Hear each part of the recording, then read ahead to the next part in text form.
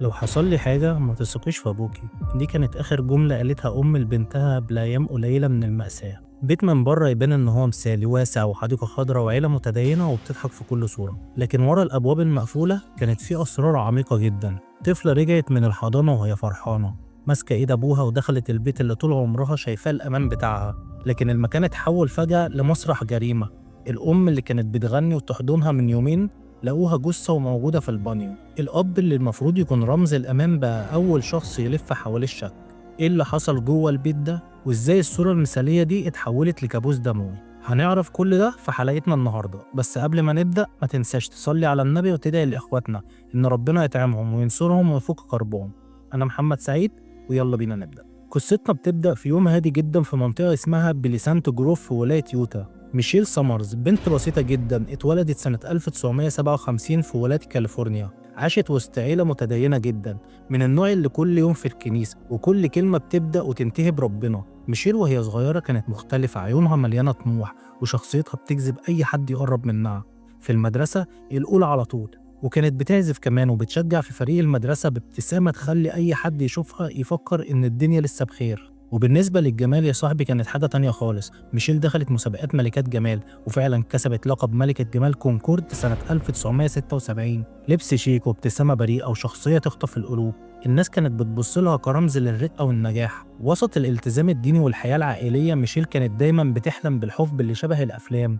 وفعلا في يوم في مناسبة للكنيسة للعزاب قابلت مارتن ماكنيل، شاب لابس شيك وعنده ثقة في نفسه، بيبان مثقف وراقي. حضوره كان قوي جدا واللي حواليه حسوا ان ده شخص له مستقبل كبير. من اول لقاء ما بينهم ميشيل اتشدت له، وبعد شهر واحد بس اتجوزوا. الجواز كان شكله قصة خيالية. ميشيل دخلت بيتها الجديد بحب وتفاني، حلمها تبقى أم، وبعد 5 سنين حلمها اتحقق. ربنا رزقهم بأربع أولاد، راشيل وفانيسا وأليكسيس وداميان. البيت بقى مليان ضحك ولعب، وميشيل كرست حياتها كلها لعيلتها. كانت ست بيت مثالية، كل حاجة منظمة، الأولاد لبسهم نظيف وأسلوبهم مهذب. قدام الجيران كانت الأم النموذجية، حنونة ومؤدبة ومبتسمة وست بيت ملهاش زي. في نفس الوقت كان في وش تاني، وش جوزها مارتن ماكنيل. كان طموح لدرجة مرعبة، درس طب وقانون وبقى طبيب نفسي ناجح، بس نجاحه ده خلى غروره يسيطر عليه. كان بيحب التباهي بألقابه، بفلوسه وبمكانته. من بره شكله الراجل المثالي، لكن من جوه حاجة تانية خالص. ورغم الصورة الوردية اللي الناس شايفينها، أول شروخ صغيرة بدأت تظهر، ومع مرور السنين الشروخ دي كبرت في العلاقة ما بينهم، وتحولت لشقوق سودة فتحت على سر غامض جدا، سر هيقلب حياة العيلة دي الجحيم. في الوقت اللي ميشيل كانت مكرسة حياتها لعيلتها، مطبخ وأولاد مدرسة وكنيسة، مارتن كان شايف نفسه أكبر من كده. هو صحيح بقى دكتور نفسي وليه وضعه، لكن غروره كان طاغي لدرجة إن أي تواضع عنده اختفى. كان يقف قدام المراية بالساعات يظبط شعره ويختار لبسه بعناية ويمشي بخطوات واثقة كأنه الملك الوحيد للدنيا. الناس اللي حواليه شافوا فيه صورة الراجل الناجح، لكن جوه البيت الحقيقة كانت مرعبة. مارتن كان شخص متقلب وعصبي وبيتعامل مع ميشيل بطريقة فيها برود وجفاف، ومع مرور الوقت بدأت المشاكل تظهر أكتر. بنتهم فانيسا وقعت في أزمة إدمان وحملت حمل مش متوقع. ميشيل بقلبها الطيب قررت تتبنى البنت الصغيرة اللي جت من الأزمة دي وسموها آدا. وبعدها العيلة كبرت أكتر لما اتبنوا 3 بنات من أوكرانيا، جيزيل وإيل وسابرينا. لو بصيت عليهم من بعيد تفتكرهم العيلة المثالية، بيت واسع، 8 عيال، أم حنونة وأب ناجح، لكن الحقيقة البيت ده من جوه كان مليان مشاكل. مارتن اللي المفروض يكون دكتور نفسي كان عنده اضطرابات نفسية. في سنة 1994 دخل في علاقة مشبوهة مع مريضة والدنيا اتشقلبت. الموضوع وصل لدرجة انه هدد انه ينتحر، والموضوع اتكرر تاني سنة 2000 لما ميشيل مسكته بيتفرج على حاجات مش كويسة، وسنة 2005 نفس القصة اتكررت. كل مرة كان بيرد بنفس الشكل، انهيار، تهديد وتوتر. راجل المفروض بيعالج الناس لكن هو نفسه محتاج يتعالج. ومع دخوله الخمسينات مارتن بدأ يتغير أكتر، وزنه نزل فجأة وبقى يروح الجيم باستمرار ودايما مركز في شكله أكتر من أي حاجة تانية. كان بيقول ده عشان صحتي، بس ميشيل قلبها حس بحاجة تانية خالص. والأغرب من كده إن وقته في البيت بقى قليل جدا، دايما عنده شغل ودايما مسافر ودايما مشغول. لكن ميشيل كانت شاكة فيه وحست إنه وراه حاجة. وفي ليلة كانت قاعدة هي وبنتها أليكسيس، قرروا يدوروا في الموبايل بتاعه، فتحوا سجل المكالمات ولقوا رقم غريب بيتكرر كتير قوي وخصوصا في نص الليل. الرقم ده كان لواحدة اسمها جيبسي. الاسم لوحده خلى الدم يتجمد في عروقهم. مين الست دي وليه المكالمات كلها في أوقات غريبة؟ من اللحظة دي ميشيل بدأت تدرك إن في وش تاني لمارتن، وش مرعب ممكن يكون نهايته مأساوية. ليالي البيت الكبير في بليسانت كان ليها طعم مختلف. من بره هدوء أشجار بتتهز مع الهوا وأصوات عيال بيضحكوا في الجنينة، لكن جوه قلب ميشيل كان متلخبط، كان حاسس إن في حاجة مش مظبوطة. الأيام الأخيرة شكوكها كبرت، مكالمات غريبة وغيابات متكررة وبرود من مارتن يخوف. الست اللي قضت عمرها كله بتضحي وبتدي لقت نفسها بتسأل هو في واحدة تانية؟ في ليلة هادية خالص النور في الصالة كان خفيف، ريحة أكل العشاء لسه جوه البيت والعيال نايمين فوق، وميشيل كانت مستنية مارتن إن هو يدخل من الباب. كان لابس بدلة أنيقة وشعره متسرح بعناية كأنه راجع من عرض هزياء مش من شغل. قعد على الكنبة وهو ماسك كوباية المية، وهنا ميشيل ما ضيعتش وقت، بصت في عينيه وقالت بهدوء يخوف: مين جيبسي يا مارتن؟ وفي لحظة صمت كان متفاجئ جدا، عينيه وسعت، لكن بسرعة لبس قناع الراجل الواثق من نفسه. ضحكة مصطنعة خرجت منه وهو بيقول: جيبسي مين؟ انت جايبه الكلام ده منين؟ دي مجرد زميلة، معرفة عابرة كده، مفيش أي حاجة خالص. ميشيل حست إن قلبها بينهار، هي عارفة كل خلية في جسمها بتقول إن في خيانة، لكن سكتت. وهنا مارتن حس إن الكفة مش في صالحه، بدأ يقلب الطاولة: انت ليه مركزة معايا؟ مش يمكن المشكلة مش فيا أنا؟ يمكن فيك انت؟ هنا ميشيل استغربت، بتقول له ازاي يعني؟ وهو بص لها من فوق لتحت وقال: بصي على نفسك، السنين عدت، شكلك اتغير، يمكن لو اهتميتي بنفسك اكتر، لو عملتي عمليه تجميل بسيطه، ثقتك في نفسك هترجع، وانا كمان هحس ان احنا رجعنا زي زمان. والكلام ده طبعا كان جارح جدا، ست عاشت عمرها بتضحي، تخدم بيتها وعيالها وتهتم بكل تفاصيل حياتهم، يتقال لها فجاه انها مش كفايه. ميشيل من جواها كانت مقتنعه انها جميله زي ما هي، لكن بعد ليالي طويله من التعب والسهر وبعد ما غرقت نفسها في الامومه، الفكرة بدأت تتحرك جواها. قالت في نفسها: يمكن لو عملت العملية دي أرجع حبه ليا، يمكن يبصلي بعين مختلفة. ومن اللحظة اللي لمحت فيها إنها ممكن تفكر، مارتن مسك الموضوع بإيده ورجله، بقى زي الوحش اللي شم ريحة دم. بدأ يضغط عليها أكتر ويقول لها: لازم دلوقتي، ما ينفعش نستنى، الأسبوع الجاي أنسب وقت، في أجازة الربيع أليكسيس موجودة تساعد، مفيش مبرر للتأجيل أكتر من كده. وميشيل اتلخبطت، كانت عايزة تستنى شوية، قالت له: طب نستنى للصيف أكون مرتاحة أكتر ومستعدة، لكن هو كان حاسب جدا وقال لها: لا إحنا اتكلمنا خلاص، أنا حدثتلك العملية وكل حاجة جاهزة. وفعلا خدها للدكتور، والمشهد كان غريب، ميشيل قاعدة ساكتة على الكرسي، عينيها فيها قلق وصوتها مش طالع، ومارتن هو اللي ماسك الكلام كله ويقول: عايزين شد للوش، تجميل للأنف، رفع للجفون، تحديد للدقن، وكل كلمة يقولها بتضيق ساعة زيادة تحت البنج. الدكتور كتب الملاحظات وميشيل قاعدة تايهة كأنها مش موجودة. 9 ساعات كاملة تحت تأثير المخدر، عملية كبيرة جدا ومليانة مخاطر. وهي خارجة من العيادة حست بخوف عجيب، مش بس من العملية لكن من الإصرار اللي في عينيه، إصرار مش طبيعي، كأن العملية دي مش بس تجميل، كأنها خطوة في خطة كبيرة. والميعاد اتحدد يوم 3 إبريل 2007، يوم الليلة السوداء اللي هتفتح أبواب الجحيم على البيت المثالي ده. يوم 3 إبريل 2007 كان يوم عادي للناس كلها، بس جوه بيت مارتن كان يوم فارق جدا، يوم هيمحي خط ما بين الحياة والموت. الصبح ميشيل لبست هدومها البسيطة وشعرها مربوط ووشها هادي، بس عينيها مليانة قلق. كانت ست طول عمرها قوية جدا، بس اللحظة دي حست إنها داخلة نفق مظلم مش عارفة هتخرج منه إزاي. لما دخلت المستشفى كانت ريحة المطهرات مالية الممرات كلها، وصوت الرجول في الأرض كانت بتسمع جامد قوي. الساعة بتجري والدكتور واقف مستني، لكن اللي لفت نظر الكل إن مارتن كان هو المسيطر، واقف جنبه وبيتكلم بثقة، بيدي تعليمات كأنه هو الدكتور. ميشيل قاعدة على الكرسي وهي ساكتة، عينيها في الأرض، الدكتور بيبص لها عشان يسمع رأيها، لكنها سايبة الكلام كله يخرج من بق مارتن. 9 ساعات كاملة تحت تأثير البنج، حاجة صعبة على أي ست، لكنها قررت تستحمل. دخلت أوضة العمليات وأصوات الأجهزة كانت بتزن، والست اللي كانت طول عمرها مصدر الحنان والأمان دلوقتي نايمة على سرير أبيض، وشها متغطي بالكمامات، مع كل ثانية بتعدي كأنها بتسيب جزء من روحها وراها. بعد ساعات طويلة خرجت ميشيل من العملية، وشها كان وارم والألم في كل مكان، صوتها كان ضعيف جدا، وده طبيعي لأي عملية كبيرة زي دي. لكن الغريب بدأ بعد كده. مارتن اللي كان المفروض يكون زوج قلقان على مراته وبقى بيتصرف زي دكتور خاص ليها، ابتدى يطلب من الجراح أدوية إضافية، مش دواء واحد، مش 2، 5 أنواع مختلفة، منهم مسكنات قوية ومنومات وتركيبة ما ينفعش أي دكتور عاقل يكتبها في وصفة واحدة. الجراح استغرب وقال: الجرعة دي كتير، مش طبيعي كده. بس مارتن رد بثقة وقال: إن مراتي ما بتستحملش الألم، أنا هتابع حالتها بنفسي. الكلام اتقال بنبرة فيها إصرار يخوف، والدكتور عشان شايفه زميل في المهنة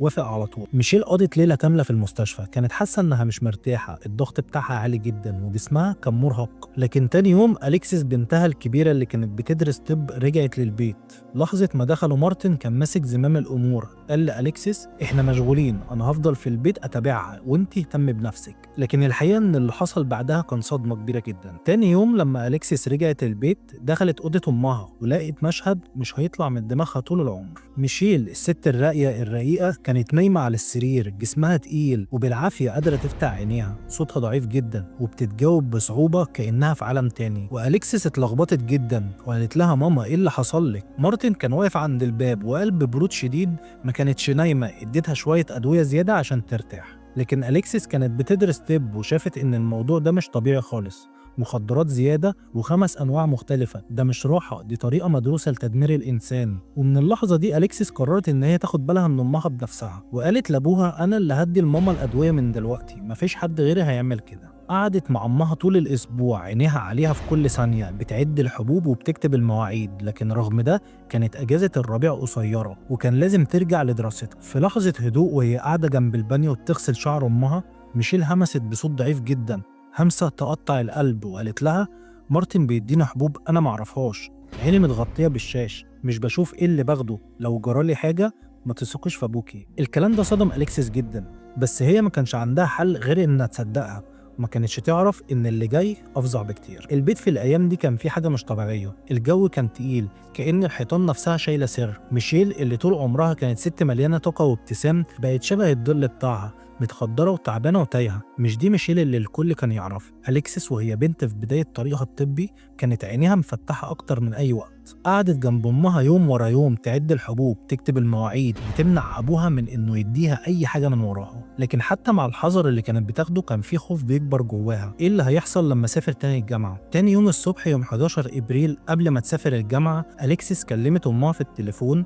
والصوت اللي جالها كان مختلف. ميشيل كان باين إن هي فايقة، صوتها فيه حيوية أكتر، حتى ضحكت وقالت مارتن بقى طيب جدا معايا بعد ما رجعت الجامعة، بيهتم بيا أكتر من الأول. الكلام ده طمن أليكسيس شوية، افتكرت إن يمكن أمها بدأت تتحسن، يمكن الكابوس خلص، لكن الحقيقة دي كانت آخر مرة تسمع صوتها. في اليوم ده حوالي الساعة 11:30 الصبح مارتن رجع البيت بعد ما جاب آدم من الحضانة. البيت كان هادي جدا مش زي العادة بتاعته، ونادوا على ميشيل بس ما لقوش رد، ومارتن قال للبت الصغيرة اطلعي شوفي مامتك فوق. وبعد لحظات صرخة آدا سمعت البيت كله. ميشيل كانت مرمية في البانيو وشها كله في المية وساكتة من غير نفس. الصرخة الصغيرة بتاعت آدا سمعت البيت كله، ومارتن رغم انه كان ماسك عكاز عشان إصابة قديمة في رجله حاول يطلع بسرعة على السلم، خطواته تقيلة وصوته عالي في ايه يا آدا، لكن لما وصل كان المنظر قدامه بشع جدا. ميشيل الست اللي قضت عمرها كله بتضحك وتدي من عمرها نايمة في البانيو، وشها كله كان باين بوضوح وعينيها مغمضة وجسمها كله سايب كأن ما فيش فيه روح. اللحظة دي تجمد عروق أي حد يشوفها. مارتن فضل المية بسرعة ووشه ما فيهوش أي علامات صدمة حقيقية، بص على آدا وقال بنبرة فيها أوامر انزلي هات الجيران بسرعة، ومسك التليفون وكلم النجدة. لكن الغريب المكالمة ما كانتش زي أي أب بيطلب النجدة، الصوت ما فيهوش رعب أو انهيار، لأ ده كان مليان غضب وتوتر، وكأن اللي بيرن عليه ده بيضايقه مش بينقذه، وهو بيقول مراتي مش بتتنفس يلا بسرعة. وموظف النجدة لما رد عليه قال له طب من فضلك اديني العنوان الكامل. مارتن وهو بيزعق بيقول له انتوا بتضيعوا وقت، وفجأة قفل السكة في وشه. الموظف حاول يتصل بيه تاني بس مارتن رد بنفس النبرة، صوت عالي شبه الصراخ، ما عندناش وقت للأسئلة التافهة دي، ابعتوا حد فورا. وبعدها قفل تاني. في المحاولة الثالثة أخيرا أخدوا منه العنوان، بس الغريب إنه إدى العنوان غلط ولا متعمد محدش يعرف، لكن المعروف إن الدقايق اللي ضاعت وقتها كانت بتفرق بين الحياة والموت. الإسعاف وصلت بعد نص ساعة كاملة من أول مكالمة، دخلوا لقوا ميشيل نايمة في البانيو وفاقدة الوعي تماما. المسعفين جريوا يحاولوا ينعشوها، ضغط على الصدر والتنفس صناعي، كل اللي قدروا يعملوه، لكن مفيش أي استجابة. لما وصلوا المستشفى الدكاترة حاولوا لآخر لحظة، جهاز الصدمات، أنابيب، أدوية، 45 دقيقة كاملة وهم بيحاربوا الموت، لكن النهاية كانت واحدة، ميشيل اتوفى. الغريب بقى مش في اللي حصل لميشيل، لكن في تصرفات مارتن في المستشفى. الراجل اللي المفروض يبقى محطم كان بيتصرف تصرفات تخلي اي حد يشك، واقف يزعق في الدكاتره ويسال اسئله غريبه، ليه عملت العمليه دي اصلا، انا قلت لها تعملها عشان شكلها. ونبره كلامه ما كانش فيها اي كسره قلب، بالعكس كانت مليانه لوم وعتاب. حتى وهو واقف جنب جسم مراته ما كانش باين عليه اي لحظه حزن صادق، كان شبيه اكتر لممثل رديء بيحاول يبين انه منهار، لكن كل كلمه كل حركه كانت بتقول العكس. ولما الدكاترة كانوا بيحاولوا يركزوا عشان ينقذوا ميشيل، مارتن كان بيعمل دوشة كأنه عايز يلفت الانتباه مش ينقذ مراته. ولما أخد الموبايل وكلم بنته أليكسيس، صوته كان بارد مختصر وخالي من أي مشاعر. قال لها ببساطة إن أمها ماتت، كأنه بيقرأ خبر في الجورنال. لكن أليكسيس أول ما قفلت معاه، صوت الهمسة اللي قالتها لها أمها رجعت في ودنها تاني: لو حصل لي حاجة ما تثقيش في أبوك. بعد ما ميشيل اتوفت، الخبر كان صادم أوي لأولادها. البيت الكبير اللي كان مليان ضحك وحياة اتحول لمكان كئيب كله بكاء وأسئلة من غير إجابة. لكن اللي غير كل حاجة مش بس الموت، إنما تصرفات مارتن بعدها. في الأول تقرير التشريح قال إن الوفاة طبيعية، مشاكل في القلب وضغط الدم. الموضوع اتقفل رسمي، مفيش تحقيق، كأنها نهاية مأساوية عادية. لكن بالنسبة لأليكسيس وباقي العيلة، كانوا متأكدين إن اللي حصل مش صدفة. أليكسيس بالذات ما قدرتش تقتنع إن أمها ماتت كده وخلاص. المشهد اللي شافته قبل أيام أمها متخدرة بزيادة وبتحذرها من أبوها ما كانش سايبها في حالها. قالت في سرها بابا قتل ماما بالأدوية اللي كان بيديها لها. وأول خطوة فكرت فيها إنها توثق كل حاجة: عدد الحبوب ونوع الأدوية ومواعيد الجرعات. وكلمت أختها راشيل: لازم ندور على الأدوية قبل ما تختفي. لكن لما راشيل قلبت البيت كله، الأدوية كلها كانت اختفت. مارتن قال ببساطة: يمكن الشرطة خدوها، أو اتثبت في الجراج، أو يمكن ضاعت. كلامه كان بارد جدا وغامض. وبعدها أخوهم داميان اعترف بحاجة خطيرة جدا وقال إن بابا قال لي ارمي الحبوب دي في التواليت. الكلمة دي خلت البنات يتأكدوا إن في حاجة كبيرة ورا الموضوع. إزاي أب يرمي الأدلة اللي ممكن تفسر سبب موت مراته؟ والموضوع ما وقفش عند كده. مارتن بعد 3 أيام بس من وفاة ميشيل رتب جنازتها بسرعة غريبة. أهل ميشيل كانوا لسه مصدومين، لكن مارتن قرر يعمل دفنة محدودة جدا. والأغرب إنه منع أهلها يحضروا وهددهم إنه لو جم هيكلم البوليس. بالنسبة للراجل، خسر مراته فجأة، تصرفه ما كانش طبيعي. ما بانش عليه حزن ولا حتى خسارة شريكة حياته، كان بس مهتم يسيطر على كل حاجة، كأنه عايز يلم المصرع بسرعة قبل ما حد يشوفه. وفي يوم الجنازة حصل مشهد غريب جدا. الناس كلها لاحظوا وجود ست سمرة وشابة وغريبة عن الكل واقفة على جنب من غير ما حد يعرف هي مين. محدش خد باله منها وقتها، لكن قريب اسمها هيظهر على إنها جيبسي. الليلة دي أليكسيس وراشيل حسوا إن اللغز ابتدى يتكشف. أمهم كانت حذرتهم والأدلة اختفت. الجنازة معمولة بسرعة وظهرت ست جديدة فجأة. كل حاجة بتقول إن في مؤامرة كبيرة ولسه الفيلم مخلص. بعد الدفنة بتاعت ميشيل بأيام قليلة، البيت اللي كان ناقصه الأم بقى مليان فراغ. العيال الصغيرين محتاجين حضن، محتاجين أمان. لكن اللي حصل إن مارتن قال فجأة إنه لازم يلاقي حد يساعده في البيت. أليكسيس عرضت عليه إنها تسيب دراستها وترجع تعتني بإخواتها، لكن هو رفض بعصبية وقال: لأ، أنت عندك مستقبل، كملي طب، أنا جبت حد خلاص يساعد. ولما سألته مين، قال لها جيبسي. الاسم ده كان صادم جدا ليهم. أليكسيس وراشيل افتكروا على طول المكالمة اللي لقوها في الموبايل بتاعه. الست اللي أمهم حذرتهم منها قبل ما تموت دلوقتي داخلة بيتهم رسمي. ولما واجهوه، مارتن اعترف إنها فعلا جيبسي، لكن كالعادة أنكر أي علاقة تانية بيها وقال هي مجرد مربية هتساعد في البيت. لكن الحقيقة ظهرت بسرعة. جيبسي ما كانتش بتطبخ، ما كانتش بترعى العيال، ولا حتى بتهتم بالبيت. وجودها كله كان حوالين مارتن، بتخدمه وبتقعد معاه، بقت كأنها مراته الجديدة من غير ورق رسمي. والصدمة الأكبر إن بعد 3 شهور بس من موت ميشيل، مارتن أخذ جيبسي يقابل عيلته، وهناك بكل برود قال لهم: دي حب حياتي الحقيقي، الحب اللي عمري ما حسيته مع ميشيل. كلام زي السكاكين، خصوصا لبناته اللي لسه قلبهم بينزف ان امهم لسه ما بردش تراب التربه بتاع قبرها، وبيعلن حبه لواحده تانية. أليكسيس ما قدرتش تستحمل وواجهته بحده: ازاي تعمل كده؟ ازاي تنسى ماما بالسرعه دي؟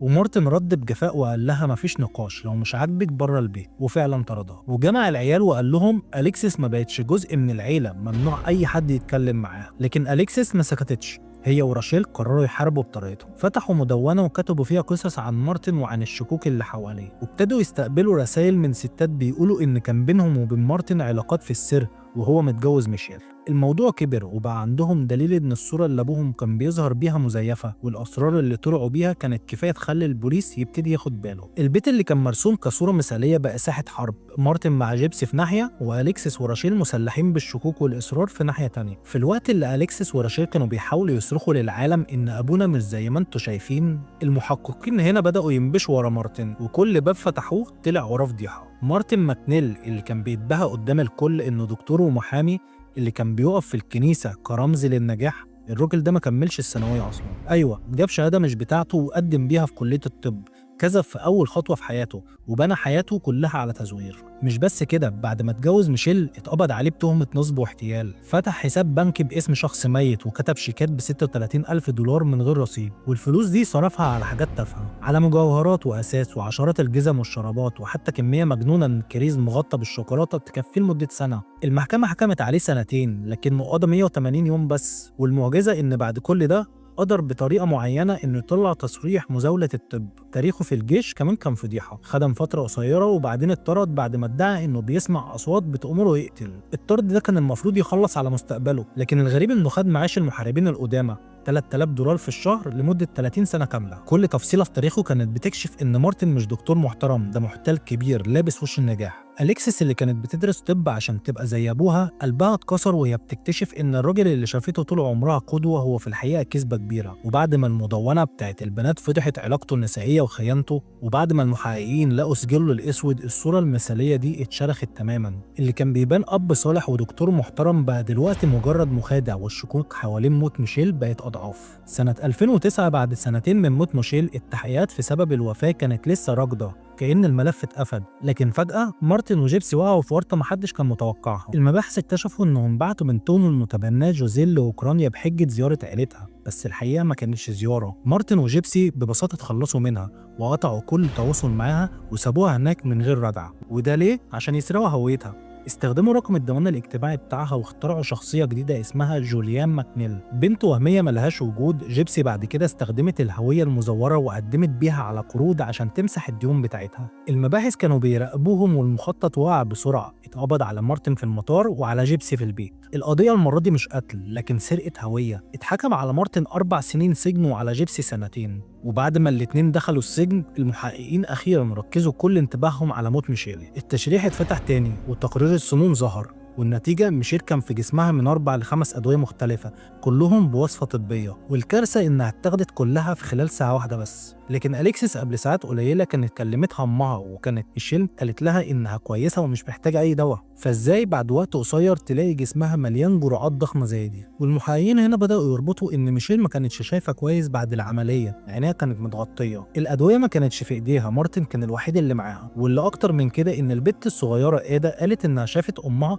غرقانة بالكامل في البانيو، لكن مارتن ادعى إنه لقى نص جسمها بس اللي بره المية كأنها مغمى عليها. الكلام ما كانش ماشي مع بعضه، ولو فعلا حاول يعمل انعاش قلب ورئه زي ما قال، كان المفروض يخرج الميه من صدرها قبل ما يوصل للمسعفين. لكن لما الاطباء فحصوها لقوا ان رئتها مليانه ميه، يعني ببساطه هو ما حاولش ينقذها اصلا. وكل الدلائل بدات تتحول من موت طبيعي لجريمه مدبره، والاصابع كلها كانت بتشاور على شخص واحد وهو مارتن ماكنيل. سنه 2012 مارتن خرج من السجن بعد ما قضى عقوبه سرقه الهويه، لكن فرحته بالحريه ما كملتش. بعد شهرين بس اتقبض عليه تاني، والمرة دي مش بتهمة صغيرة لكن بتهمة قتل ميشيل. والمحاكمة بدأت في أكتوبر 2013. القاعة مليانة ناس، صحفيين ومحامين وأهل ميشيل اللي قاعدين بقلوب مرعوبة. النيابة عرضت الأدلة، تقارير السموم والتناقضات في رواية مارتن وتصرفاته الغريبة يوم الوفاة، لكن المفاجآت الحقيقية ظهرت في شهادات الشهود. وأول صدمة جت من واحدة اسمها آنا، حبيبة قديمة لمارتن، وقفت قدام المحكمة وقالت إن مارتن اعترف لي قبل كده إنه قتل أكتر من شخص، حتى أخوه روي. حكت إنها سمعته بيقول إن روي حاول ينتحر في البانيو ومارتن كمل عليه وزق راسه تحت المية. واللي أكتر من كده قالت إنه مرة عرض عليها يقتل جوزها لما اشتكت له من معاملته الوحشية ليها. والجمهور اللي في القاعة اتصدم، مين الراجل ده؟ دكتور ولا سفاح؟ وشهادة تانية كانت من بنته فانيسا، حكت إن مارتن اقترح عليها يعملوا ميثاق انتحار مع بعض، ولو كانت وافقت عليه يمكن ما كانتش عايشة النهاردة. لكن أكتر شهادة كانت صادمة كانت من شريكة سكن قديمة لجيبسي، قالت إن العلاقة بينهم بدأت قبل موت ميشيل بسنة كاملة، وإنهم كانوا بيتكلموا بوضوح عن التخلص من ميشيل. جيبسي حتى كانت بتهزر وبتقول إنها ممكن تسممها أو حتى تخرب العربية بتاعتها. وطبعا بعد ما الكلام ده اتقال ما بقاش فيه شك إن الجريمة ما كانتش صدفة، كانت متخطط ليها. وبعد 11 ساعة من المداولات، هيئة المحلفين طلعت حكمها مذنب وقتل من الدرجة الأولى. القاضي حكم على مارتن بالسجن المؤبد مع إمكانية الإفراج المشروط بعد 15 سنة. القاعة هنا انفجرت بمشاعر متناقضة، أهل ميشيل منهارين من البكاء، لكن ولادها حسوا لأول مرة إن العدالة اتنفذت وإن صوت أمهم اتسمع. مارتن اتاخد للسجن، بس الحكاية ما خلصتش هنا. مارتن ماكنيل دخل السجن محكوم عليه بالمؤبد، وراه سور عيالي وأسلاك شيكة، بعيد عن البدل الأنيقة والمظاهر الكدابة اللي عاش عمره يتباهى بيها. بس حتى جوه ما اتغيرش، لسه متكبر ولسه شايف نفسه فوق الكل. ولسه ما اعترفش ولا مرة إنه قتل ميشيل. عدى الوقت بسرعة، والحياة اللي كان بيعيشها بره اللي مليانة خداع وستات وألقاب انهارت. اللي فضل له جوه زنزانة ضيقة وذكرياته السوداء وذنب قعد يطارده كل ثانية. في يوم 6 إبريل 2017 الحراس لقوه فقد الوعي جنب الزرع في السجن، كان شارب مواد كيماوية في محاولة للانتحار، اتنقل بسرعة لكن فات الأوان. مارتن ماكنيل مات من غير ما يعترف بجريمته، من غير ما يقول كلمة واحدة لأولاده أو يطلب الغفران. وبعد الوفاة بتاعته اكتشفوا إن كان مغير الوصية بتاعته، كل واحد من أولاده هيورث دولار واحد بس، وباقي الثروة بتاعته كلها تروح لجيبسي. حتى وهو ميت كان عايز يمحي العيلة بتاعته ويسيطر عليها لآخر لحظة. لكن بناته ما سابوش الحياة تموت معاه. أليكسيس وراشيل وغيرهم حاربوا عشان صوت أمهم يتسمع، وعشان العالم كله يعرف إن اللي بيبان مثالي من بره ممكن يخبي جحيم من جوه. قصة ميشيل ماكنيل مش بس جريمة قتل، دي قصة عن الثقة والخيانة. ما تغركش الصورة المثالية ولا العائلات اللي شكلها كامل، ورا الكواليس ممكن يبقى فيه أسرار سودة. ولما تحس إن في حاجة متلخبطة اسمع دايما صوت إحساسك. ميشيل حست إن في حاجة غلط وحذرت بنتها، والأهم إن الحقيقة مهما اتدفنت بتطلع للنور في الآخر. ميشيل ماتت بس وصيتها البسيطة إن لو حصل لي حاجة ما تثقيش في أبوكي كانت هي الشرارة اللي كشفت مجرم وأنقذت باقي ولادها من مصير أسود.